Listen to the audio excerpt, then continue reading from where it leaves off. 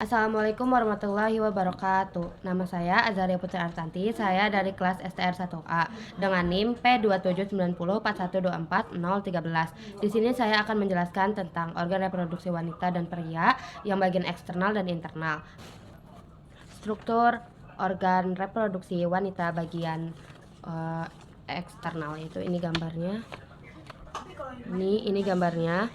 Nah, ini tuh adalah mons pubis, yaitu bagian atas. Yang di bagian atas di sebelah sini mons pubis, bagian atas vulva yang ditumbuhi rambut-rambut, yaitu ditumbuhi rambut kemaluan. Fungsinya adalah melindungi tulang pubis dan jaringan di bawahnya.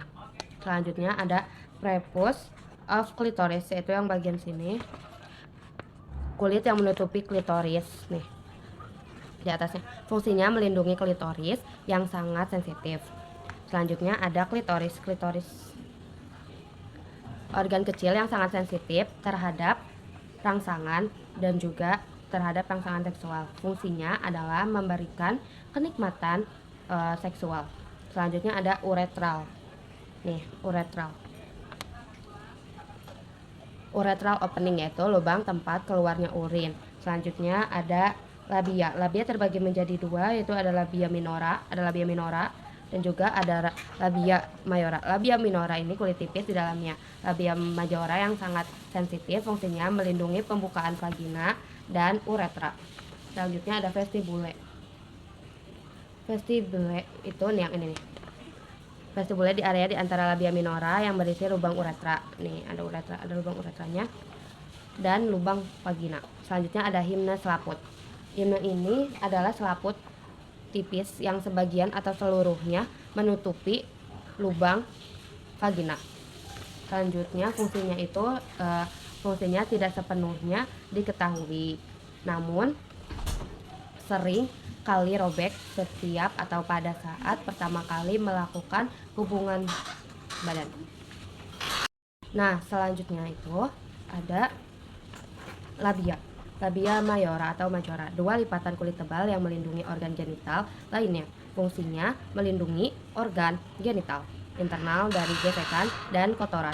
Yang selanjutnya ada vagina. Vagina itu yang menghubungkan serviks dengan bagian luar. Fungsinya sebagai jalan lahir tempat masuknya sperma dan saluran keluar darah menstruasi. Selanjutnya ada anus. Sebenarnya bukan bagian dari sistem reproduksi wanita ataupun pria, melainkan bagian dari sistem pencernaan. Fungsinya adalah sebagai lubang keluarnya feses. Selanjutnya itu struktur organ reproduksi wanita bagian internal atau bagian dalam. Yang pertama ada tuba fallopi. Tuba fallopi fungsinya mengangkut sel telur dari ovarium menuju rahim. Ini adalah tempat di mana biasanya terjadi pembuahan antara sel telur dan sperma. Selanjutnya ada uterin fundus nih atasnya. Fungsinya bagian atas rahim yang membulat. Bagian ini memiliki peran penting dalam perkembangan janin selama kehamilan. Selanjutnya ada uterus. Ini uterus. Fungsi organ berongga yang berfungsi sebagai tempat berkembangnya janin selama kehamilan. Setelah pembuahan, zigot akan menempel dan berkembang di dinding rahim. Di sini ya guys. Selanjutnya ada fimbriae. Fimbriae ini di atas ovarium, jaringan seperti rambut-rambut kecil yang terletak di ujung tuba fallopi. Fungsinya adalah menangkap sel telur yang dilepaskan oleh ovarium dan membawanya masuk ke dalam tuba fallopi. Selanjutnya ada ovarium, yaitu fungsinya itu seperti tali yang menghubungkan ovarium dengan dinding panggul. Fungsinya itu ovarium ligamen guys. Fungsinya adalah untuk menahan ovarium di tempatnya. Selanjutnya ada ovarium. Ini ovariumnya fungsinya itu menghasilkan sel telur, ovum, dan hormon reproduksi seperti estrogen dan juga progesteron. Hormon-hormon ini mengatur siklus menstruasi dan perkembangan janin. Ciri-ciri seksual sekunder. Selanjutnya ada endometrium, yaitu lapisan dalam rahim. Di sini guys, dalam rahim yang menebal selama siklus menstruasi. Jadi pas satu ini tebalnya di sini persiapan untuk implantasi zigot.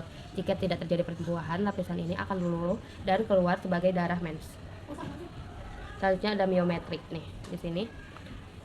Nah, fungsinya itu sebagai lapisan otot tebal di dinding rahim. Lapisan ini berkontraksi selama persalinan untuk mendorong bayi keluar.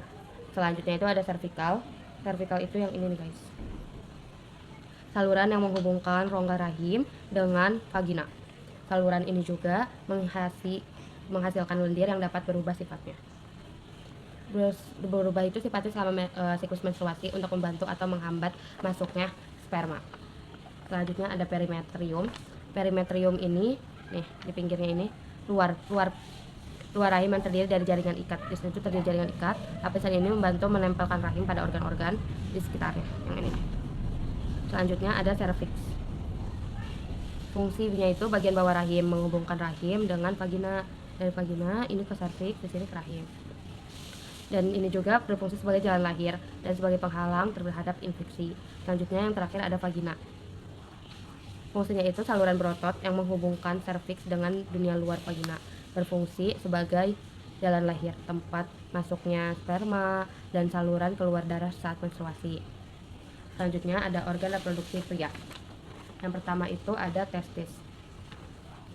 Testis menghasilkan sperma sel kelamin jantan, menghasilkan hormon testosteron yang berperan dalam perkembangan ciri-ciri seksual sekunder pria seperti suara yang lebih dalam, tumbuhnya rambut, wajah, dan massa otot. Yang selanjutnya ada skrotum. Skrotum itu di bawahnya testis, berfungsi sebagai kantong kulit yang melindungi testis dan mengatur suhu testis agar tetap optimal.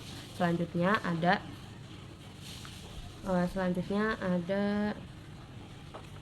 kepala penis ya guys. Kepala penis ini bagian ujung penis yang sensitif, tempat keluarnya urin sperma. Lalu ada lubang penis, ini di sini, yaitu bukaan di ujung penis yang berfungsi sebagai jalan keluar urin dan sperma. Nah, selanjutnya ada kandung kemih. Ini kandung kemih. Menyimpan urin sementara sebelum dikeluarkan dari tubuh melalui uretra. Selanjutnya ada kelenjar prostat. Kelenjar prostat yang ini menghasilkan cairan yang bagian dari air mani, yang menjadi bagian dari air mani. Cairan ini memberikan nutrisi dan melindungi sperma. Selanjutnya ada uretra. Ini uretra. Saluran yang membawa urin dari kandung kemih keluar tubuh. Selanjutnya ada vas deferens, yaitu saluran yang membawa sperma dari epididymis ke uretra. Nah, ini nih. Dan selanjutnya ada bagian internal, yaitu ada testis yang menghasilkan sperma dan hormon testosteron yang berperan dalam perkembangan ciri-cirinya itu ciri-ciri seksual sekunder. Selanjutnya ada epididymis. Epididymis itu bagian dalam dari organ ya, menyimpan sperma yang diproduksi testis dan mematangkan sperma sehingga siap membuahi. Selanjutnya ada vas deferens, yaitu nih yang panjang ini, yaitu saluran yang membawa sperma matang dari epididymis ke uretra. Selanjutnya ada ampula. Ampula itu di bagian dalam ini yang berfungsi sebagai tempat penyimpanan sementara sperma sebelum ejakulasi. Selanjutnya ada vesikula. Vesikula seminalis menghasilkan cairan kental yang kaya nutrisi untuk memberi energi pada sperma dan membantu pergerakan sperma. Selanjutnya ada kelenjar prostat. Kelenjar prostat itu yang ini, yaitu cairan encer yang menetralkan keaslaman saluran reproduksi wanita dan membantu pergerakan sperma. Selanjutnya ada kelenjar Cowper, menghasilkan lendir yang melumasi uretra. Nah, ini nih, sebelum ejakulasi dan menetralkan sisa urin yang bersifat asam. Selanjutnya ada uretra, yaitu saluran yang menghubungkan antara untuk mengeluarkan air mani, sperma, dan cairan. Uretra ini ada di tengah-tengah bagian eksternal. Nah, itu saat ejakulasi mengeluarkan dan juga sebagai saluran untuk mengeluarkan urin. Selanjutnya ada jaringan erektil. Jaringan erektil berfungsi untuk mengisi darah saat ereksi sehingga penis menjadi tegak. Selanjutnya ada glans penis, yaitu ujung penis yang sensitif dan berperan dalam rangsangan. Ada di sini guys. Oke, segitu saja dari saya. Kurang lebihnya mohon maaf. Assalamualaikum warahmatullahi wabarakatuh.